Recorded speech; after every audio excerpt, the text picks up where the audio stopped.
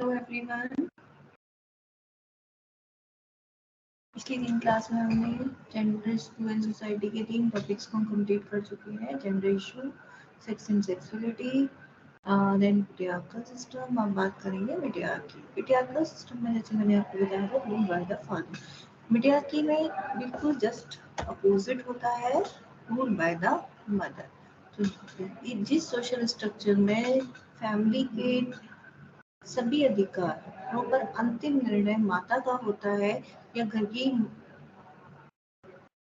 या महिला होती है, वो सिस्टम आपका, वो व्यवस्था आपकी मैट्रियार्कल या मातृसत्ता सिस्टम कहलाता है। तो मातृसत्ता परिवार में माँ परिवार की मुखिया होती है, सारी संपत्ति एवं अधिकार भी उसी के पास होते हैं।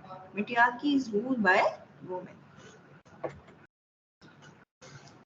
Meaning and definition. एक मातृसत्ता एक ऐसा समाज है जिसमें महिलाओं, विशेष रूप से माताओं की राजनीतिक नेतृत्व, नैतिक अधिकार और संपत्ति के नियंत्रण की केंद्रीय भूमिका रहती है। A matriarchy is a social society in which females, especially mothers, have the central roles of political leadership, moral authority, and control of property at the specific exclusion of men, at least to a large degree.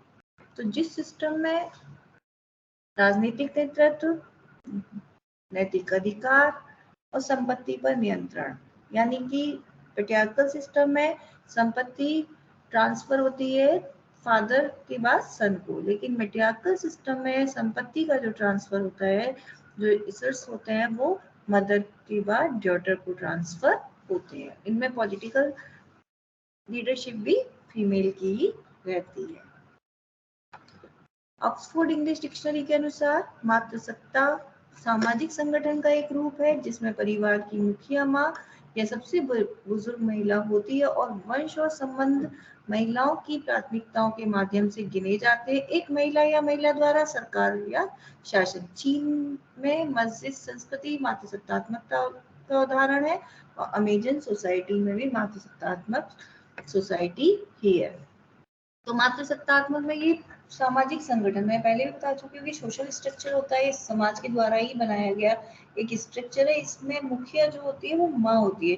जितने भी धन से संबंधित निर्णय होते हैं वो सब माता के द्वारा ही लिए जाते हैं। जैसे कि हम लोग को सरनेम अपने फादर का मिलता है क्योंकि हम पेट्रियार्की सिस्टम को फॉलो करते हैं, लेकिन जिस सिस्टम में सरनेम मदर का मिलता है, सारे रिलेशन मदर के नाम से ही जाने जाते हैं, उन्हीं को प्रायोरिटी दी जाती है, वो सिस्टम आपका मैट्रियार्की सिस्टम कहलाता है। मैट्रियार्की और पेट्रियार्की दोनों आपको बता चुकी हूँ। अब दोनों में डिफरेंस क्या है, तो हम डिफरेंस की बात करेंगे। तो सबसे पहला डिफरेंस है meaning. Matriarchal is essentially a women oriented society wherein all the leadership and authority rest in the hands of women। मैं आपको बता चुकी हूँ कि मातृसत्तात्मक वुमेन ओरिएंटेड सोसाइटी होती है, यानी कि माता का ही सरनेम मिलता है, लीडरशिप उन्हीं की होती है और सारी जो नियंत्रण की चीजें होती है वो सब महिलाओं के हाथ में होती है, यानी कि सारा नियंत्रण महिलाओं के हाथ में होता है। Patriarchy is a social system where males enjoy all the powers, control and authority and women are given subordinate role। तो जो पितृसत्तात्मक परिवार होता है या सामाजिक व्यवस्था होती है, उसमें फीमेल की जो भूमिका होती है वो सेकेंडरी होती है। सारे कंट्रोल, सारे पावर, सारी अथॉरिटी पुरुषों के हाथ में, मेल के हाथ में होती है। डायनेसिटी यानी वंश परंपरा भी, वंश जो होता है वो भी माता के नाम पर चलता है। जैसे कि सरनेम की बात हमने की थी, जैसे अभी हम एग्जांपल दे चुके कि generation traced to their mother side, these means the children get their title from their mother and that the daughter।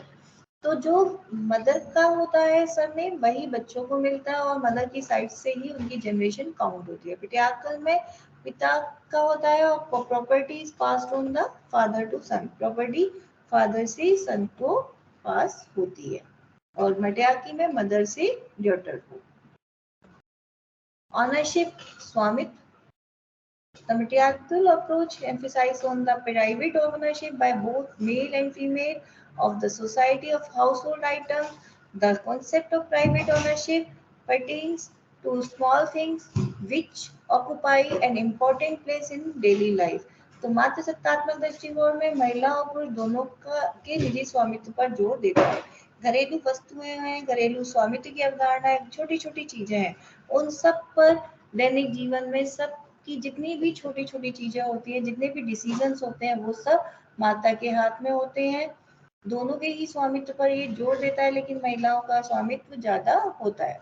और पितृसत्तात्मक में केवल निजी स्वामित्व और अधिकार पुरुषों पर अटका हुआ है। ये घर, पैसा, भूमि, सभी चीजें इनके अंडर में होती है। नेचर, प्रकृति, the matriarchal system is nature oriented. The matriarchs regard nature as an organic, while as lay emphasize on maintaining its balance at all times. Conservation and recycling of resources are considered important. It other to maintain the balance of nature. तो जो मातृ सत्तात्मक प्रणाली होती है वो प्रकृति उन्मुख होती है, यानी कि प्रकृति की को कंजर्व करने की बात करती है। जो उनका नेचर होता है मातृ सत्तात्मक प्रणाली का, वो कंजर्वेशन की बात करता है। वो जितनी भी चीजें हैं उनमें संतुलन बनाए रखने की बात करता है, रिसाइकलिंग की बात करता है, संरक्षण की बात करता है। आपने देखा होगा घर में भी मदर जो होती है वो सारी चीजों को संभाल के रख देती है कि इनको दोबारा से रीयूज, रिफाइन करके दोबारा से रीयूज किया जा सकता है, इनको ये चीजें बाद में काम में आ सकती है। लेकिन जो पेट्रियार्कल सिस्टम होता है वो उपभोक्ता उन्मुख होता है, कंज्यूमर ओरिएंटेड होता है, यानी कि चीजों, प्रकृति के शोषण में विश्वास रखता है। ये जो चीजें होती है उनको दोबारा यूज करने के फेवर में नहीं होता है, जो प्राकृतिक संतुलन के लिए हानिकारक हो सकता है।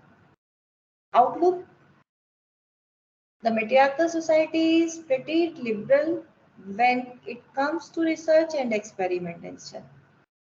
जब अनुसंधान और प्रयोगों की बात आती है, यानी एक्सपेरिमेंट्स की बात आती है, सोसाइटी में चेंज की बात आती है, तो इसमें मात्र सत्तात्मक जो व्यवस्था होती है उसका जो दृष्टिकोण होता है वो बहुत उदार प्रवृत्ति का होता है। अगर एक्सपेरिमेंट की बात आए तो मात्र सत्तात्मक तुरंत एक्सपेरिमेंट के लिए तैयार रहते हैं। The patriarchal society has a very conservative outlook. They do not seem to be very open to change at all time.